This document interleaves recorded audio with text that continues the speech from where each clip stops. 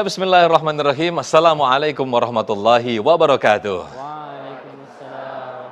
Alhamdulillahirabbil alamin. Segala puji bagi Allah, kita dikembalikan untuk berkumpul dalam suasana indahnya Ramadan dengan menemani sahur Anda di pagi hari ini. Untuk Anda yang pemirsa yang di rumah, ayo yang belum bangun segera bangun karena waktu masih lumayan panjang ini, 1 jam ke depan kita akan menemani Anda sahur. Nah, kita tidak terasa pemirsa, waktu kita sangat cepat sekali. Dari yang kita kecil, lahir, kemudian kita kecil, kemudian kita sekolah, SMA, kuliah, sampai kita dewasa hingga kita berkeluarga, nampaknya tidak terasa waktu kita yang kita rasakan ini. Sehingga di kehidupan kesibukan kita juga kita sibuk mencari harta sehingga kita tidak terasa waktu begitu cepat hingga lalai kita beribadah. Nah, dalam tema kesempatan pagi hari ini pemirsa, kita akan mengangkat tema tentang yang sangat menarik sekali, yaitu hidup hanya sebentar, apa yang dikejar? Nah, guru-guru kita sudah hadir, ada Ustadz Abdul Somad. Assalamualaikum Ustadz. Waalaikumsalam warahmatullahi wabarakatuh. Sehat Ustadz? Alhamdulillah Ustadz Sofyan. Masya Allah. Ustadz Hilmi Firdausi sehat? Sehat, Ustaz. Alhamdulillah. Baik, nanti kita akan membahas tema yang sangat menarik sekali ini, hidup hanya sebentar, apa yang dikejar. UAS akan berbicara tentang fakta atau kehidupan, fase kehidupan dalam Islam. Silakan Ustaz. Bismillahirrahmanirrahim. Assalamualaikum warahmatullahi wabarakatuh. Waalaikumsalam warahmatullahi wabarakatuh. Alhamdulillah wassalatu wassalamu ala rasulillah wa ala alihi wa sahbihi wa man tabi'ahu wa mawalah. Terima kasih Ustadz Sofyan. Alhamdulillah bersama kita guru kita semua Al-Mukarram Ustadz Hilmi Firdausi, mudah-mudahan sehat, Amin. panjang umur, berkah ilmunya untuk kita semua, adik-adik dari Tazkiyah, kemudian jamaah dimanapun berada yang sedang menantikan detik-detik imsak saat menikmati makan sahur, mudah-mudahan semuanya dalam keadaan istiqomah dalam naungan la ilaha illallah Muhammad Rasulullah sallallahu alaihi wasallam. Kalau boleh saya bertanya, mana yang, karena cerita kita temanya kan tentang singkatnya waktu. Mana yang lebih lama, 5 menit atau 50 menit? 50 menit? Yakin? Oke, 50 menit lebih lama dari 5 menit. 5 menit nunggu buka puasa, 50 menit main medsos. 5 menit nunggu buka puasa, lama banget kayaknya. Mulai berubah. Saya terus terang kalau ada tausiah menjelang buka puasa, kalau bisa dihindari, saya hindari Ustaz. Kenapa? Karena saya lihat jamaah udah nggak fokus. Ya, dia ngelihat kita tuh seperti ngelihat semangka. Jadi sebenarnya 5 menit atau 50 menit itu bukan pada waktunya tapi relatif. Tergantung suasananya, dengan siapa, dalam keadaan bagaimana. Jadi kalau kita katakan hidup 63 tahun ini adalah lama, tergantung kita bandingkan dengan apa dan dengan siapa, sedang di mana. Proses kehidupan kita ini kalau kita urut dari awal sekali, berawal dari alam ruh. Di alam ruh, antara kita, ayah kita, ibu kita, guru kita seusia. Karena ketika itu sama semua di alam ruh. Dari mulai sejak zaman Nabi Adam sampai Adam Smith. Semua sama di alam ruh. Berapa lama kita berenang di alam ruh? Wallahu a'lam bishawab. Hanya Allah dan Rasul yang tahu.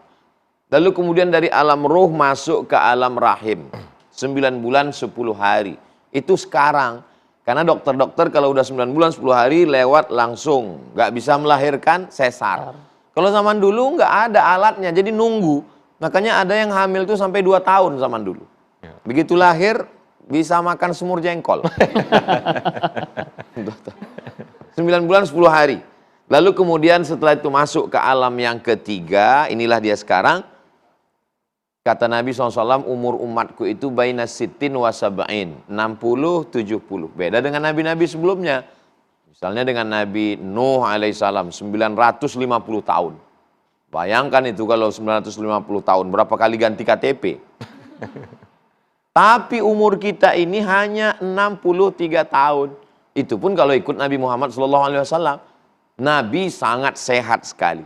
Dapat wahyu umur 40, berdakwah di Makkah 13, 40 tambah 13, 53. bisa hijrah 8 hari 8 malam naik onta sehat walafiat dari Makkah ke Madinah usia 53 tahun. Lalu kemudian 2 tahun setelah itu tahun kedua hijrah perang Badar umur 55 tahun. Umur 55 tahun Nabi lagi sehat-sehatnya, panglima perang. Sementara umat Nabi Muhammad umur 55 jantung koroner, diabetes meletus, asam urat, asam lambung, asam pedas. Umur begitu singkat. Lalu kemudian setelah anggaplah kita ikut Nabi SAW 63, setelah itu berpindah ke alam barzakh. Di alam barzakh ini berapa lama? Bayangkan Imam Abu Hamid Al-Ghazali meninggalnya 505. Kalau hijrahnya 505, Masehinya paling mudah ngingatnya di antara semua imam-imam yang paling mudah ngingat tahun meninggalnya itu Imam Ghazali. 1111. Nggak akan lupa insya Allah. Sekarang sudah 2023. Berarti sudah lebih 1000 tahun beliau di alam barzakh. Bayangkan kalau alam barzakhnya itu taman surga, tentu saja karena beliau imam. Tapi kalau sampai alam barzakhnya itu satu lubang dari lubang neraka, na'udzubillah.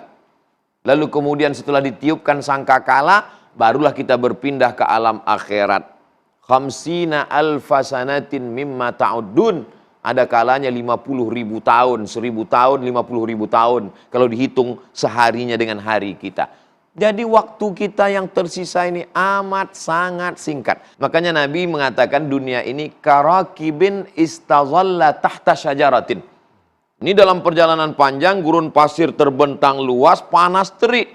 Tiba-tiba ada satu pohon rindang di tengah gurun pasir, berhenti sejenak istazalla tahta syajaratin. Nunggu matahari redup.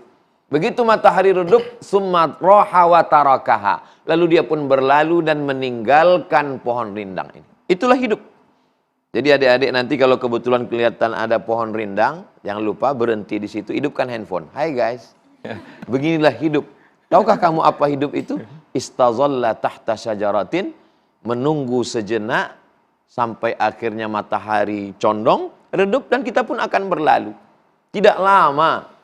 Dalam ayat lain Allah SWT menceritakan kehidupan itu seperti tanaman yang hijau, lalu kemudian berubah menjadi tanaman yang menguning, lalu kemudian mati dan layu, habis, tidak berkesan apa-apa. Seringkali Al-Quran mengajak kita untuk berpikir tentang perumpamaan-perumpamaan. Diumpamakan seperti tanaman pohon kayu yang menguning, layu dan mati, diumpamakan seperti bernaung di bawah pohon rindang, diumpamakan seperti setetes air. Berhenti kita di tepi danau samudra yang luas, lalu kita celupkan ujung jari kita ke dalam danau laut. Lalu kemudian setelah itu kita tarik, yang menempel satu tetes di ujung jari kita. Inilah dunia. Adapun samudra yang luas, itulah akhirat. Makanya kalau kebetulan punya jabatan, menjadi orang yang populer, kaya raya, jangan sombong. Karena yang kita punya cuman setetes. Dan kalau nggak dapat juga jangan galau, jangan terlalu bersedih hati. Karena yang tidak dapat itu juga cuma setetes. Begitulah Allah memberikan perumpamaan tentang kehidupan ini. Maka kalau sampai ada orang yang larut dengan kehidupan ini, betapa kecewanya. Ketika kita sedang berada di sini, manfaatkan kesempatan ini seefisien mungkin. Dan Ramadan mendidik kita untuk itu. Makanya di Ramadan ini tidak ada waktu yang terbuang. Dari mulai siangnya siam, malamnya qiyam, diawali bangunnya sahur, habis sahur berzikir, mungkin sebelum sahur sempat tahajud, sebelum sahur menanti imsak, jadikan tontonan yang bisa sebagai tuntunan, indahnya Ramadan. Masya Allah. Tidak ada yang kosong sama sekali. Kalau sampailah waktu kosong ini percuma hilang sia-sia, betapa ruginya dan kita termasuk dalam golongan innal insana lafi khusr. Termasuk orang yang rugi. Demikian Ustaz Sofyan. Terima kasih Ustadz Abdul Somad atas mukadimah yang disampaikan hakikat kehidupan ini. Betapa tadi digambarkan bagi kita mencelupkan jari kita ke dalam lautan hanya menetes satu tetes saja. Itulah gambaran dunia. Sementara hamparan lautan itulah kehidupan akhirat sesungguhnya. Kita lanjutkan sahur terlebih dahulu. Silakan pemirsa untuk Anda yang di rumah, kita lanjutkan sahur lagi. Yang belum bikin teh anget, bikin opor diangetin dulu silakan. Fadhal Ustaz. Mengejar dunia, kata Ibnu Qayyim, itu seperti kita mengejar bayangan. Enggak akan pernah dapat sampai kapanpun. Terus bagaimana caranya, kata beliau? Maka engkau berbaliklah. Balik badan. Maka bayangan itu akan mengejarnya. Begitu kita. Ya. Anda ngejar dunia tidak pernah dapat. Terus bagaimana caranya? Balik arah, kejar akhirat, maka dunia akan mengejarmu, dunia akan datang ke hadapanmu dalam keadaan tertunduk.